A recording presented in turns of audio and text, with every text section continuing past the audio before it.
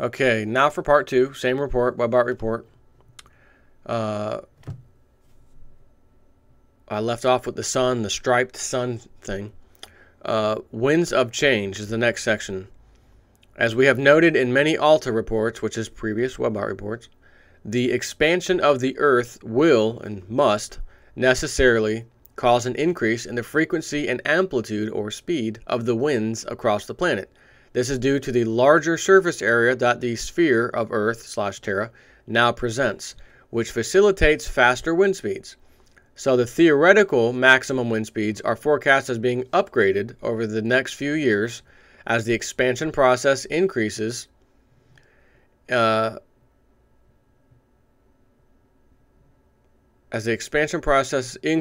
actual recorded wind speeds. Data sets grow around the wind's increasing speed subsets continue to grow, especially within the longer-term data type. This trend is arguing for years of increasing threat to humans/life from wind pattern and wind velocity changes. While these changes are here anyways, thought to be a direct result of the expansion process, both due to the increased size of our planet as well as the process of expansion itself, wherein high energy particles from space are increasing both in volume and intensity, and this effect is translated to the surface of the Earth, where it is manifesting in our winds of death/destruction. Now, that last word was a keyword. He always puts them in brackets on the reports. Winds of death/destruction. I can't think of a better term considering this latest typhoon that just hit over in the Philippine area or whatever. And they're saying like at least 10 to 20,000 are dead. That's absolutely fitting in a case like this. And again, this data was being pulled for the last few months, not just like yesterday or the day before.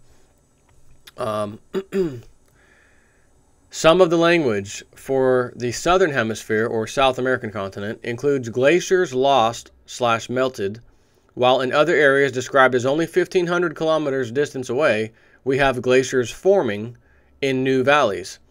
Both are described as having very large impacts on local and global populations.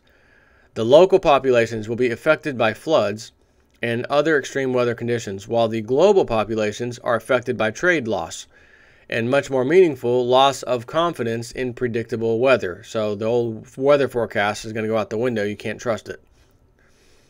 The trade loss will be visible in the mainstream media as the glacier's melting is described within the details as ruining an industrial plant which produced a rare medicine-type substance. This is further forecast as affecting the planetary supply of a high visibility drug from Big Pharma. The data describes speculators in this drug who will be executed most likely in China, but not necessarily, for hoarding these pills for money. As well, or he says, oh well, just one of the pitfalls in the economics of extinction, which even affects classes of humans. In the outer space entity data set, whatever, is suggesting that a cloud of some form currently unnamed or unacknowledged by officialdom or academia will be video captured as it descends in a manner seemingly under intelligent control. This descending cloud is described as being the cause of a major freakout by officialdom. Not only does the data forecast officialdom reacting with military, and he says, additional note, against a cloud, but also going to instant lie cover-up speak.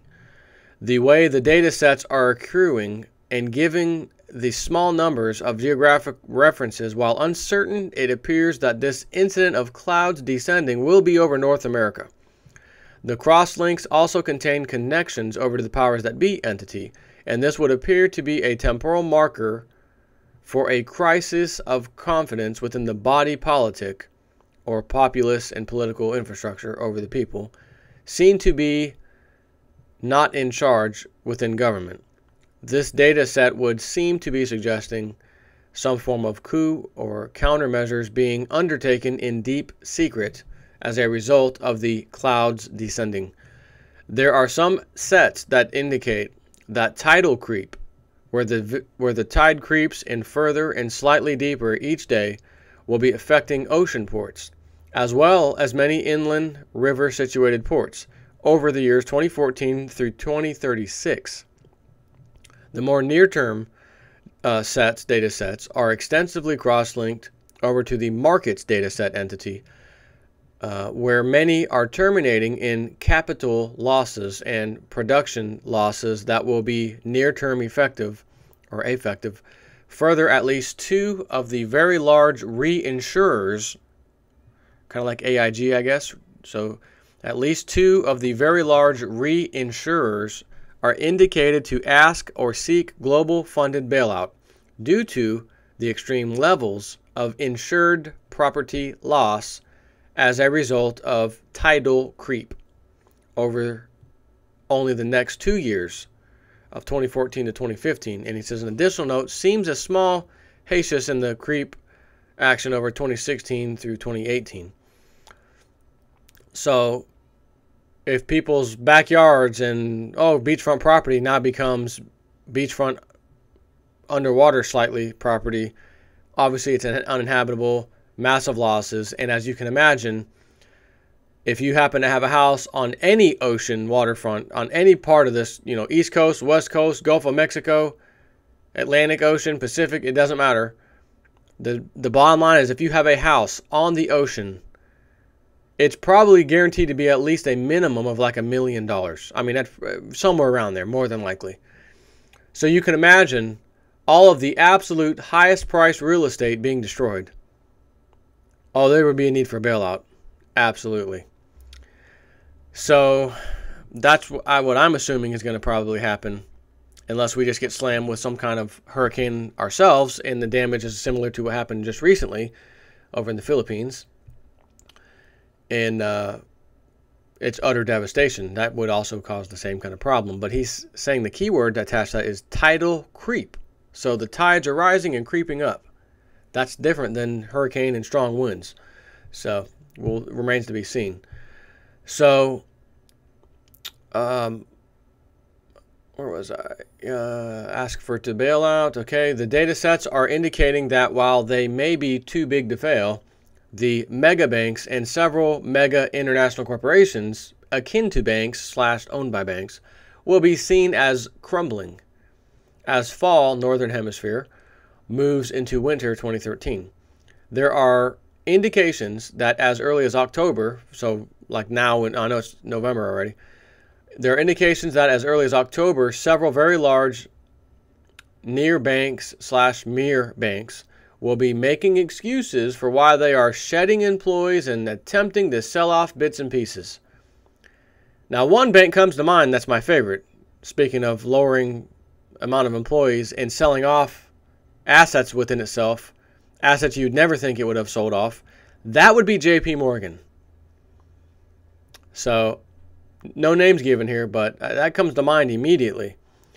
In two of these early instances, the corporations near to being banks will be seen as twins. And he says bookends, but to be seen as twins, bookends, at opposite / either ends of a process, possibly fiscal, that is broken. The language also indicates that the mainstream media prostitutes will be hard-pressed / sweating / thrashing to explain the occurrence, such that the meaning / signal is diffused. As the media propagandist whores are trying to lie on TV about the breaking news of the disruption of operations or similar language, at these two international corporations or whatever, they will be confronted by disruptions on their stage / set as real people, possibly crews, gaffers, not sure, will be seen reacting in the background of the broadcast image. I can only think of a show like Bill Maher or something where there's an audience behind them. Kind of like when Jesse Ventura has been on a couple of shows and Piers Morgan, and they had the audience there. And Pierce is trying to make his point, and Jesse Ventura is destroying him. And then the audience cheers on Jesse Ventura like you can't believe. in his own studio, you know, in Piers Morgan's own studio. That's what I probably am going to predict for this. That's what I'm expecting, and that if that's the case, something similar.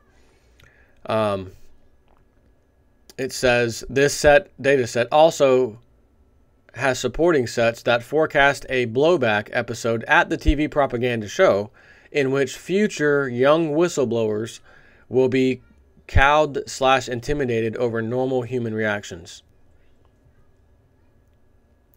The data sets do show that the powers that be will try to label or claim the chaos for their own, as they will set about the decrying the lawlessness and crime, but will soon, at least on TV, have to eat their words. The mobs will be actually large numbers of like-minded vigilantes. These will still be labeled as mobs by the lying TV presenters, but even they will have to change faces when the mobs are revealed as really posses that are led by duly deputized local peace officers. Does that make their imposition of local laws on banksters and corrupt politicians any more legal? Question mark.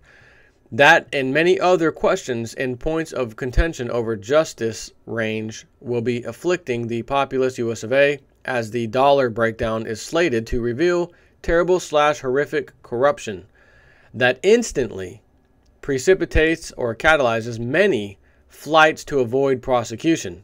The flights to avoid prosecution in at least 3 instances will have the bankster/politicians/criminals running smack into their own karma, as their minions are indicated to smell the flesh frying in the wind and turn their allegiance around. One of these instances will bring tears of satisfaction to the Max Kaiser show, parentheses, not saying to whom. I will have you know that a spectacular Webbot hit happened not that long ago, where Cliff High in his Webbot talked about a flying saucer alien type ship thing in the background of a Max Kaiser show that would be coming up. And that is exactly what happened on the Max Kaiser show shortly after the forecast, where they were talking, and behind him is this thing flying around for a brief minute, second. And they talked about it like, what was that? Nailed by the Webbot. So he is now specifically saying, will bring tears of satisfaction to the Max Kaiser show, but I'm not saying to whom. I can't wait to find that out. But if it's going to bring tears of satisfaction, and it talks about this particular bank/institution selling off assets, trying to keep its head afloat, that matches JP Morgan to a T, because JP Morgan's the only entity that would bring tears of joy to the Max Kaiser show, period. Maybe I'll add a second one as a backup, and that would be Goldman Sachs. But Goldman Sachs hadn't been selling anything. JP Morgan only very recently started selling off key assets within its own company that were like what did they just do? What did they just sell? Are you kidding me? Yeah. So that's why I have a strong inclination to believe that that might be who we're talking about here, but we're not. It remains to be seen. It does. So we're next thing here. The accretion patterns of the long-term data values show that by late in winter, Northern Hemisphere 2014, the situation globally is that the paper currencies have gone wonky, and though some are still in use, are in a state of hyper uncertainty at both regional and local levels and national/international levels. This results in a daily/momentary prices influx situation across the globe. In many areas, the new economy is based on barter as the local population struggle to develop new systems.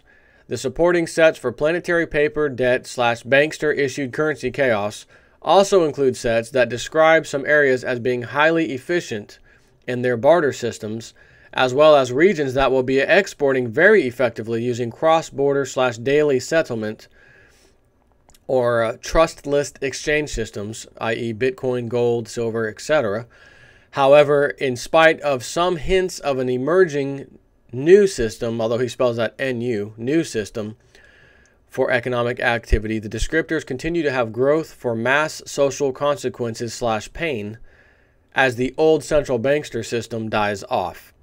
It is encouraging, nonetheless, that bright lights in small pockets begin to enlighten the planetary populace. These descriptors paint a picture of a planet in depression. So a planet is in depression. There are sets for poverty and crushing hunger, as well as both riots and multiple day-long lines for food. Now that's an interesting keyword. Multiple day-long lines for food. You're gonna, I gotta get realist news on you real quick. All of these morons who go and stand in line day after Thanksgiving, Black Friday. I got to get that TV. I got to get that whatever. I got to get such and such. Black Friday. I'm going to go there at 3 o'clock. I'm going to go the day before and stand in line so I can be first. And then all the Walmart videos, right? All the cameras and all that crap show everyone acting like a bunch of anarchists to go inside and fighting over stuff. What this is telling me is those are probably going to be the first people, sheeple-like state of mind, who this term fits absolutely perfectly, which was multiple day-long lines for food. You guys have experience waiting in line for a day to get nonsense. You'll be gladly standing in line for 2 or 3 days to get your hands on some food. And you're going to look around your house and see all that crap you bought. Every time Christmas, New Year's, whatever the hell the Black Friday, anything. Went out and got all the stuff. And you're going to think, how stupid was I? How moronic, how idiotic was I to not go and get a bunch of food? I chose to go stand in lines and do crap than to have my security of my family in place, which is a food storage for sure. So, doesn't say it'll be necessarily, I mean, it does say afflicting the populous US of A, the dollar breakdown, etc. But I don't know where this is going to be specifically, or if it'll be kind of everywhere. You know, people standing in line for a day or 2 or 3 to get food. But interesting times nonetheless. So we have, where was that keyword? Crushing hunger, as well as both riots and multiple day long lines of food. However, the picture is not ubiquitously dismal.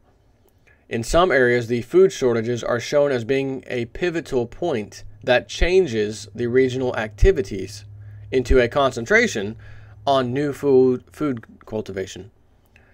So we can stand here and starve and be upset, or we can start planning and figuring out how to do this in a hurry. Oh my God, it actually worked, and we're doing well with it. That's what he's talking about. But there will be much pain first before that occurs. So, additional note on that word. Need a new word here for something that is not quite agricultural as we know it.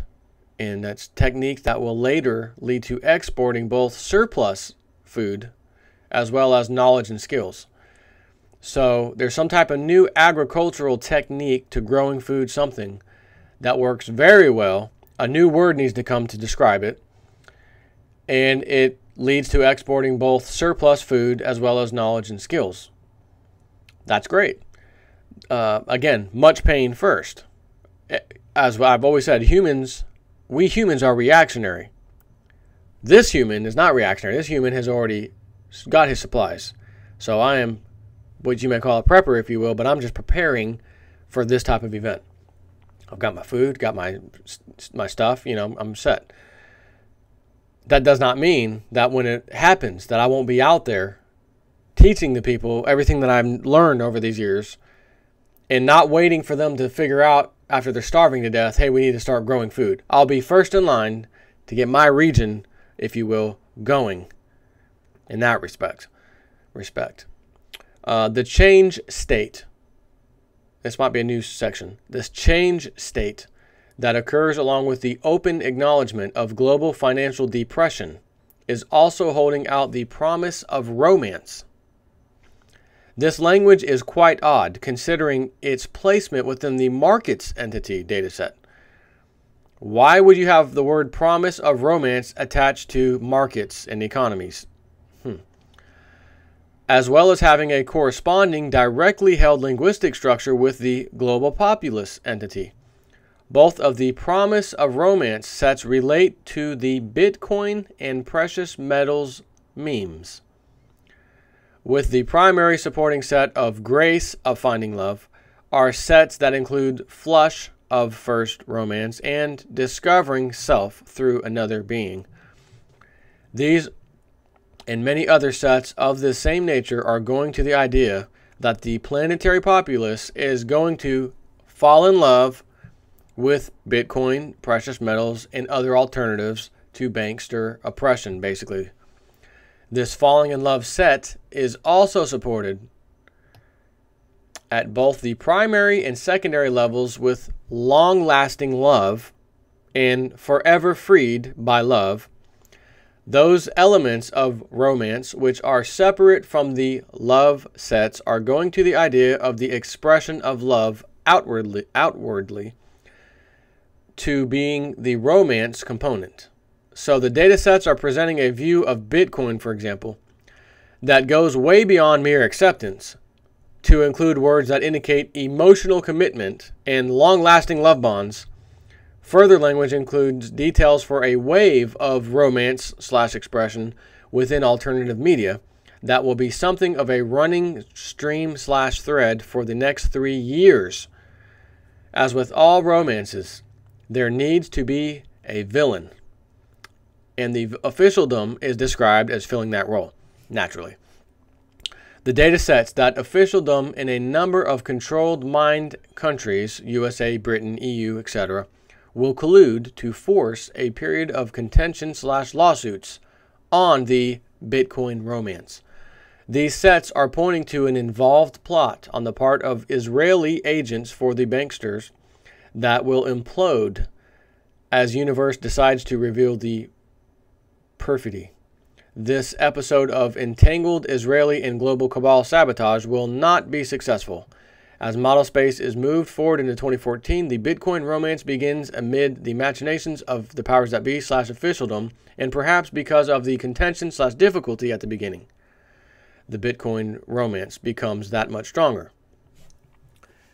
As model space has progressed through 2014, we have language supporting Bitcoin that includes step-by-step advancement/promotion, progress, acceptance, flushing, rushing, giddy, pleased, and satisfaction. A smaller subset of this larger romance of the new global free currency is the precious metals linguistic set, both by directly held values as well as through cross-links between global populace and markets entities. The precious metals sets are also indicating that they will be a part of that romance of the new alternatives to banksters. There are supporting subsets that go to freedom from oversight/interference as well as personal responsibility. These sets are cross-linked over to the lawsuit/contention subset from the Bitcoin romance. The idea arising from the details here is that a combined pressure of currency degradation/delusion as well as the global derivatives implosion will tip the scales of justice so that precious metals are freed from controls as an unanticipated side effect or consequence of the Bitcoin lawsuit that the powers that be try to bring. So they kind of stab themselves on that one. 24 minutes into this one, I gotta hit pause. I'm gonna stop and do a third one. It's almost done, but just in case you need to break and whatever.